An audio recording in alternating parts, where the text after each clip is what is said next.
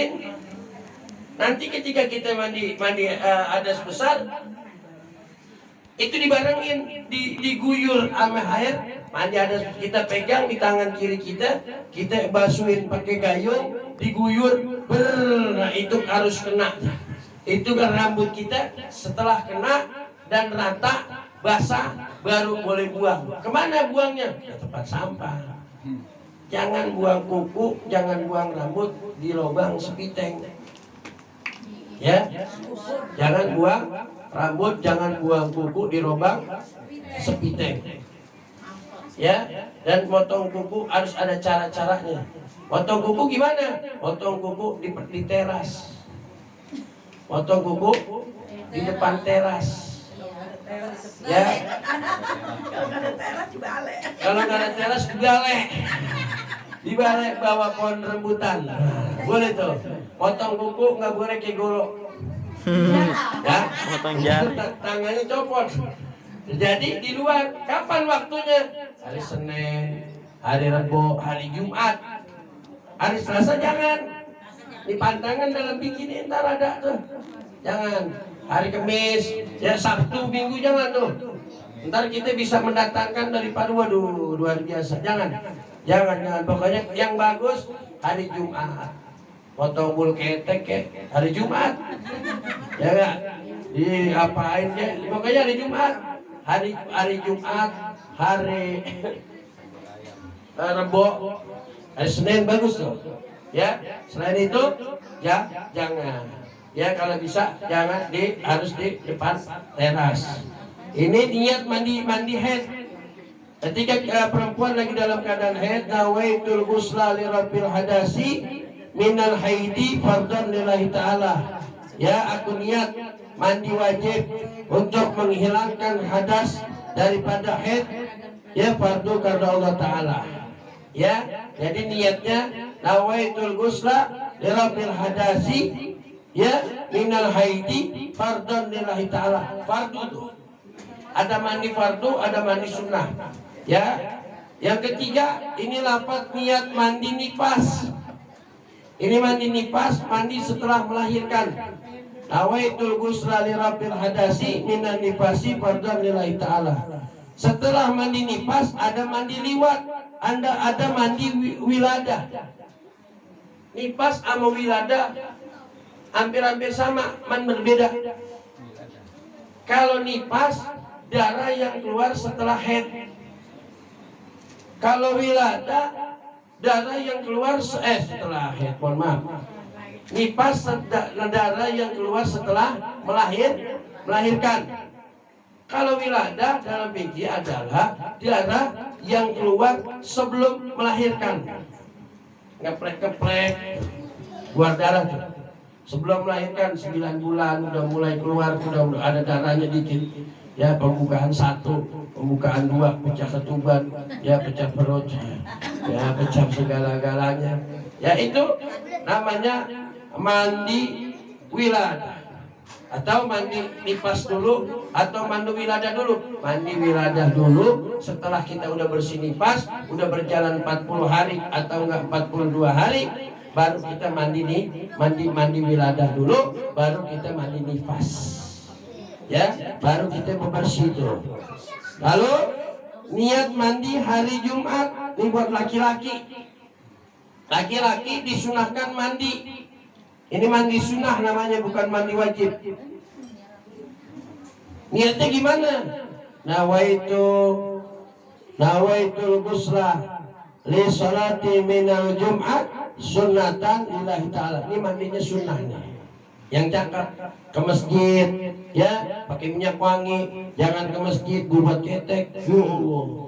Barisan paling depan, emak-emak sholat tarawih, Allah mandi kagak. Ya kan mau kena kagak ganti-ganti. Sholat paling depan, takbiran gede banget. Allah, Allah. Yang belakang pingsan. Ya, yang belakang sujud kagak bangun-bangun. Apa? Udah ngap. Menyesat yang belakang. Oh, kenapa nggak bangun-bangun? Gua lu udah badan bau, mau kena bau, kagak pakai dicuci, ya Allah. Ini mau kena tahun kemarin, kok? Ya Allah, ada di mana? Gerobak, ya Allah. Udah tikus kencing di situ, ya kan? Iya, kecoa, ya kan? Bapaknya kencing di situ. Ya semuanya kencing di situ tuh, ya. Jadi mandi hari Jumat disunahkan hari Jumat mandi pakaian putih-putih, nggak punya pakai putih, ya. Peci putih, kalau nggak punya peci putih, kain putih, nggak punya celana dalam putih, kagak punya juga kaos kutang putih, sunah tuh Jumat. Buat laki-laki nih, nggak punya juga, karang gigi dah putih, gigi, ya kan? Baju koko kagak punya warna putih, ya kan? Kain kagak punya warna putih, peci kagak punya, kaos dalam, apalagi kaos dalam kagak punya. Tanah dalam kagak punya. Sekarang begini dah, udah lempengan ini masa kagak punya, gigi dah putih, gigi biar putih. Gigi gosok gigi dah, gigi biar putih. Nah ini sunnah di hari Jumat. Ada lagi niat mandi hari raya Idul Fitri. Nah makanya kalau kita mau hari raya Idul Fitri itu mandi. Ini niat mandi sunnahnya nih. Tadi mandi wajib, sekarang mandi sunnah. Bagaimana? Nawaitul ghusla Idul Fitri sunnatan lillahi ta'ala. Niatnya mandinya sama nggak sama mandi wajib? Enggak.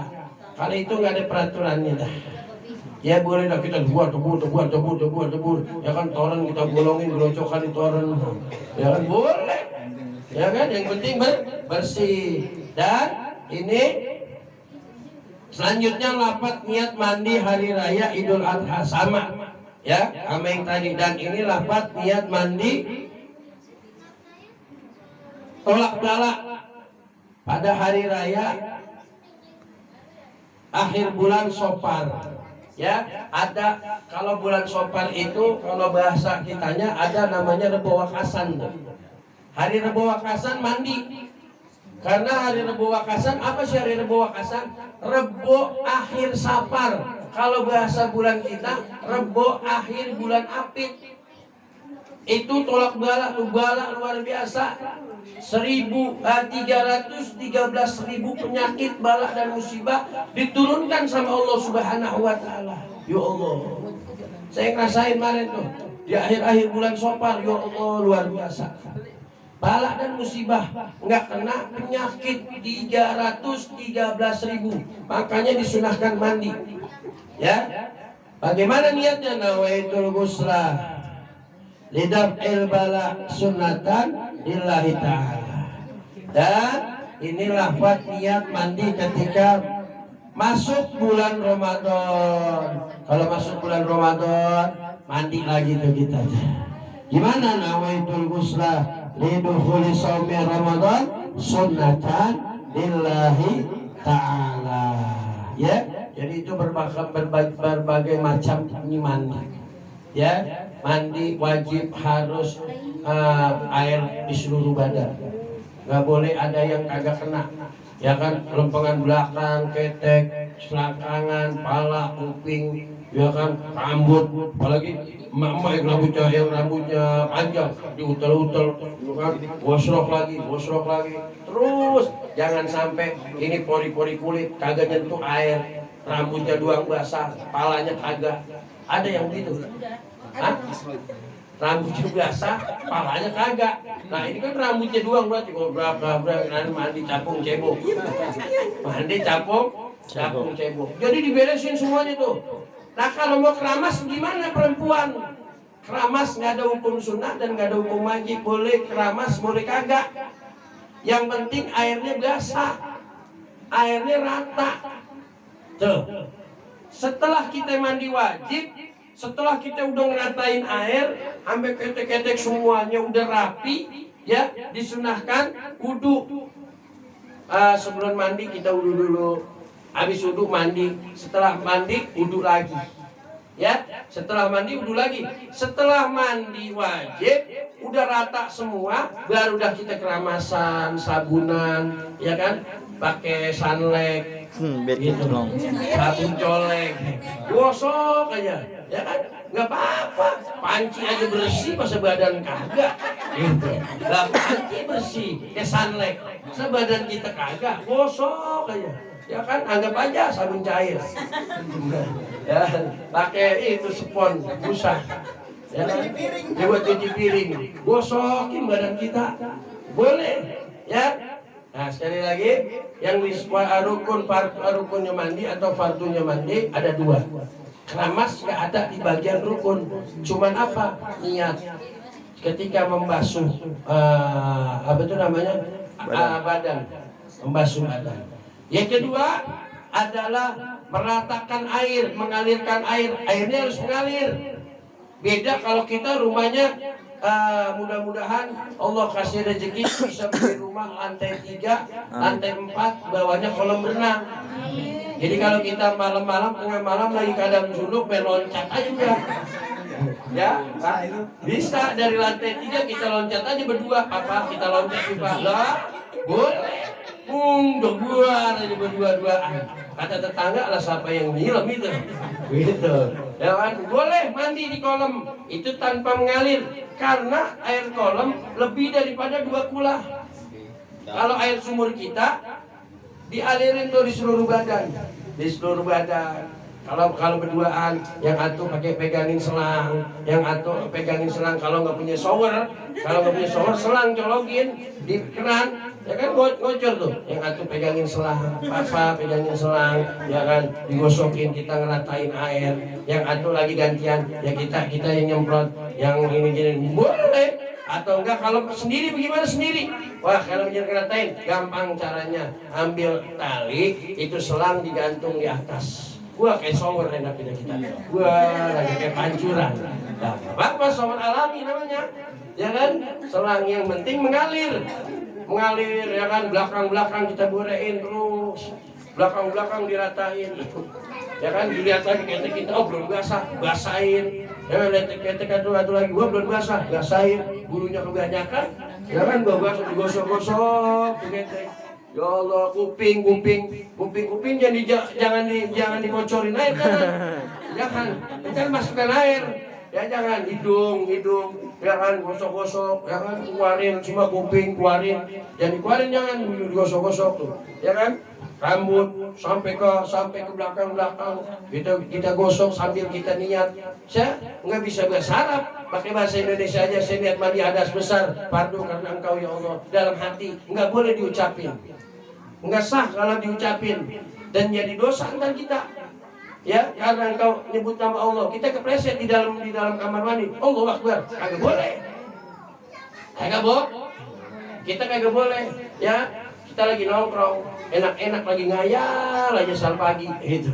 Tiba-tiba ada yang assalamualaikum. Enggak wajib kita menjawab. Enggak boleh kita jawab. Jadi aja, enggak lagi ngeden, begitu. Lalu mau assalamualaikum, sebuah doa, gitu, nggak boleh. Makanya baca doa masuk kamar mandi itu bukan di dalam kamar mandi, tapi di luar. Allahumma inni a'udzubika minal khubusi wal khaba'is. Di mana di luar. Begitu juga doa keluar kamar mandi, bacanya di luar. Nggak boleh tuh, Gak boleh. Kita hobi nyanyi pakai rohatil, boleh.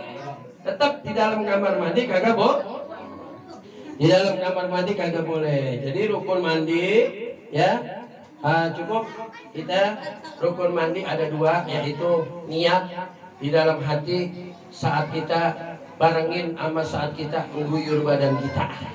Kalau kagak ada keran, nggak ada selang, nggak ada shower, itu gayung kita pegangin, rojok, udah mulai ada penuh, guyur langsung badan kita, ya kan? Guyur lagi badan kita, udah guyur diratain, digosokin, diratain, ya kan? Wah ini ada cat nih, tadi kita habis ngecat sono kandang ayam, gitu, bersihin dulu cat tuh, di bagian itu dicat, wah di sini masih ada cat nih, di sini, ya kan? Apa kita bersihin dulu ya, dibersihin, diratain semuanya. Jika udah rata ya mengalirkan air. Jadi cuma 2.